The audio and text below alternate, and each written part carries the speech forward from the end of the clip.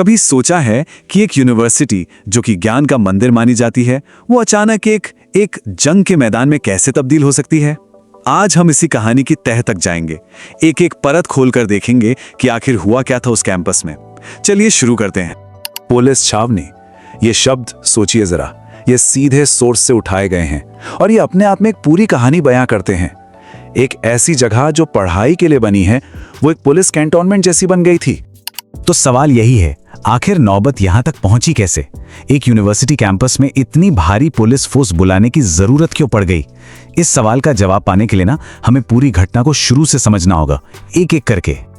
तो चलिए सबसे पहले उस सीन को समझते हैं जिसने इस पूरी कहानी की नींव रखी। एक ऐसा कैंपस जो पूरी तरह से पुलिस के कंट्रोल में आ चुका था। और देखिए, ये कोई छोटी मोटी बात नहीं थी।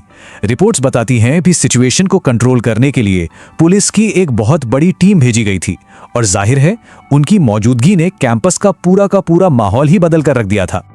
तो आखिर पुलिस को बुलाने की जरूरत पड़ी ही क्यों? इसका जवाब मिलता है एक एडमिनिस्ट्रेटिव डिसीजन में। बस एक फैसला जिसने इस पूरे विवाद की आग को हवा दे दी। अब इस पूरी कहानी के सेंटर में एक बड़ा स्टूडेंट ऑर्गेनाइजेशन है, ABVP, यानी अखिल भारतीय विद्यार्थी परिषद।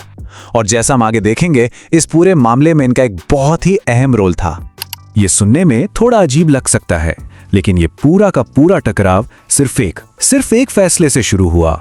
एक ऐसा फैसला जिसने एजुकेशन और पॉलिटिक्स को आमने सामने ला खड़ा किया। तो देखिए, यहीं से सारे फसाद की जड़ शुरू होती है। एक तरफ एग्रीकल्चर डिपार्टमेंट का पहले से तय किया हुआ एग्जाम था और दूसरी तरफ मुलायम सिंह यादव का जयंती कार्यक्रम।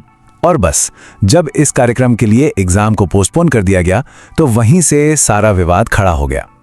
अब देखिए, किसी एडमिनिस्ट्रेटिव फैसले से असहमत होना एक बात है, लेकिन ये मामला सिर्फ वहीं तक नहीं रुका।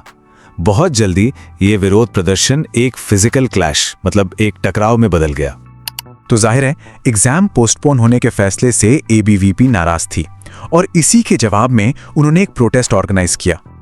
अब प्रोटेस्ट के दौरान माहौल गर्मा गया और सोर्स के मुताबिक ABVP ने यह आरोप लगाया कि उनके कार्यकर्ताओं के साथ मारपीट हुई और गलत बर्ताव भी किया गया। और मामला यहां और बिगड़ गया। ये लड़ाई अब सिर्फ स्टूडेंट्स और एडमिनिस्ट्रेशन के बीच नहीं रही। प्रदर्शनकारियों ने कैंपस में मौजूद एक पॉलिटिकल लीडर को ही घेर लिया और इसके बाद सिचुएशन और भी ज्यादा तनावपूर्ण हो गई। तो चलिए एक बार फटाफट से देखते हैं कि हुआ क्या। स्टेप 1, एक पॉलिटिकल प्रोग्राम के लिए एग्जाम पोस्टपोन हुआ। स्टेप 2, ABVP ने प्रोटेस्ट शुरू किया। स्टेप 3, मारपीट के आरोपों के साथ झड़प हो गई। और स्टेप 4, पूर्व मंत्री प्रदीप जैन आदित्य को छात्रों ने घेर लिया। मतलब आप देखिए, एक के बाद एक ये सब कुछ कितनी तेजी से हुआ। और इन सारी घटनाओं का नतीजा क्या निकला? नतीजा हमें वापस वहीं ले आता है जहां से हमने कहानी शुरू की थी, कैंपस में भारी पुलिस फोर्स की मौजूदगी। अब जाकर पूरी तस्वीर साफ होती है कि ऐसा क्यों हुआ। तो सोचिए, जब टेंशन एकदम पीक पर था, एक नेता छात्रों से घिरे हुए थे, तब जाकर अथॉरिटीज ने फैसला किया कि अब हालात को काबू में करने के लिए दखल देना ही पड़ेगा। और इसी दखलंदाजी ने उस यूनिवर्सिटी कैंपस को एक पुलिस छावनी में बदल दिया। बिल्कुल वही शब्द जिससे हमने इस पूरी कहानी की शुरुआत की थी। तो आखिर में ये पूरी घटना हमें एक बहुत बड़े सवाल के साथ छोड़ जाती है। किसी भी एजुकेशनल इंस्टीट्यूट में असहमति जताने की, प्रोटेस्ट करने की सीमा क्या होनी चाहिए? क्या लिमिट्स हैं ताकि आगे चलकर इस तरह के टकराव से बचा जा सके?